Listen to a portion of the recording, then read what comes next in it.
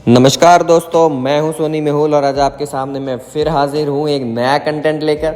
आज हम इस वीडियो में बात करने वाले हैं ताराबाई के बारे में। आज मैं इस कंटेंट में आपको ताराबाई भोंसले के बारे में पूरा जीवन परिचय बताऊंगा, तो बने रहिए मेरे साथ इस वीडियो में एंड तक।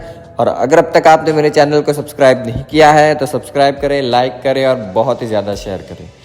ताराबाई भोंसले छत्रपति राजाराम की प्रथम पत्नी थी और वो मराठा साम्राज्य के संस्थापक महान छत्रपति शिवाजी महाराज की बहू भी थी, क्योंकि राजाराम प्रथम छत्रपति शिवाजी महाराज के दूसरे बेटे थे। परंतु ताराबाई जब 5 वर्ष की थी उसी समय में शिवाजी महाराज का देहांत हो गया था। अब आइए जानते हैं ताराबाई के बारे में, शुरुआती जीवन के बारे में।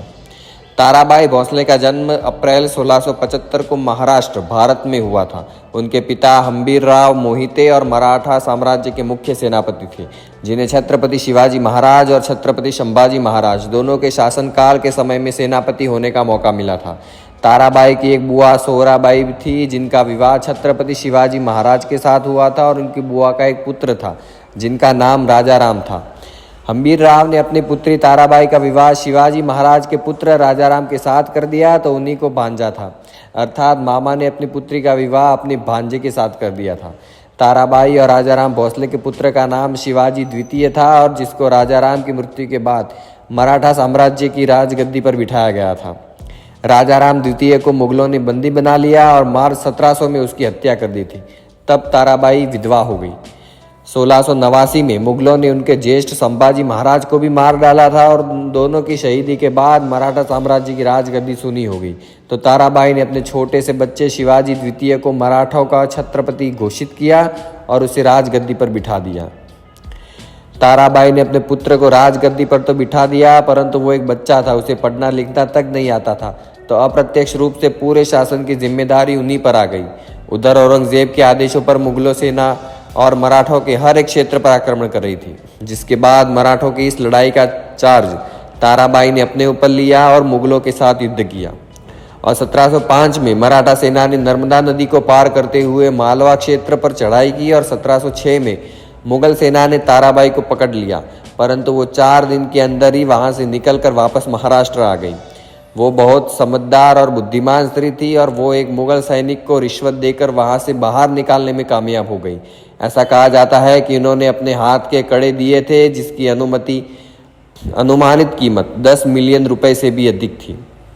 1707 में औरंगजेब की मौत हो गई, जिसके बाद मुगलों की तरफ से मराठों को क्षेत्र पर आक्रमण भी बंद हो गए, और 1707 में ही संभाजी महाराज के पुत्र शाहू महाराज को मुगलों में कुछ शर्तों के साथ रिहा कर दिया। दरअसल मुगल मराठों को 2 भागों में बांटना चाहते थे।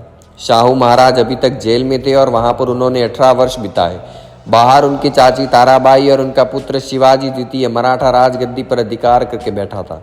जेल से रिहा होने के बाद शाहू ने ताराबाई और उनके पुत्र को राजगद्दी से हटा दिया। इसके बाद ताराबाई ने अपने पुत्र शिवाजी द्वितीय के साथ कोल्हापुर में एक दरबार अलग से बनाया, और इस दरबार को भी राजाराम की दूसरी विधवा पत्नी साजिशबाई ने स्थगित करवा दिया और अपने पुत्र संभाजी द्वितीय को शासक माना। परंतु उधर सभी पेशवा और मंत्रियों ने शाहू महाराज को पहले से ही मराठा साम्राज्य का छत्रपति मान लिया था। और 1726 में शिवाजी द्वितीय की मौत हो गई, जिसके बाद ताराबाई शाहू महाराज के पास अपने पोते राजाराम द्वितीय के साथ आ गई। ताराबाई जब अपने पोते राजाराम द्वितीय के साथ शाहू महाराज के पास गई थी, तो उन्होंने सारी घटनाएं सत्य साथ से शाहू महाराज को बताई, जिसके बाद महाराज ने राजाराम द्वितीय को गोद लिया और अपना पुत्र मान लिया। 1749 में शाहू महाराज की मौत हो गई। उसके बाद राजाराम द्वितीय मराठों के अगले छत्रपति घोषित हुए। अब तक ताराबाई उन्हें अपना पोता कहते हुए आई थी, परंतु एक दिन राजाराम द्वितीय के साथ उनका झगड़ा हो गया, जिसकी वजह से ताराबाई ने घोषणा की कि राजाराम द्वितीय उनके पोते नहीं हैं। वो उन्हें जानती तक नहीं है। उन्होंने तो शाहू महाराज के यहाँ शरण पाने के लिए उसे अपना पोता झूठे ही बताया था। असल में राजाराम द्वितीय छत्रपति नाम के थे। सारे शक्ति और निर्णयों का अधिकार पेशवा और ताराबाई के पास था। पेशवा बाजीराव बालाजी ने ताराबाई की सेना को हरा दिया और उनको राजाराम द्वितीय को छोड़ने के लिए कहा। ताराबाई के सैनिकों ने राजाराम द्वितीय को बंदी बनाकर रखा था, और वहां पर उनकी शारीरिक और मानसिक स्थिति खराब हो गई, जिसके बाद पेशवा बाई कि मध्य पुणे में एक संधि हुई। ये संधि के मुताबिक ताराबाई शांति बनाए रखेगी और राजाराम द्वितीय को मुक्त करेगी। साथ ही इन्होंने ये भी स्वीकार किया कि राजाराम द्वितीय उनका पोता नहीं है।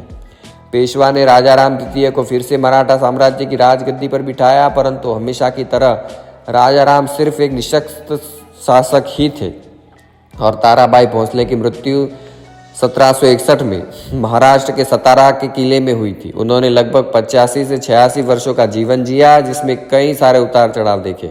उन्होंने दुविधा के समय में मराठा साम्राज्य को अपने हाथों में लेकर के उससे पतन से भी बचाया।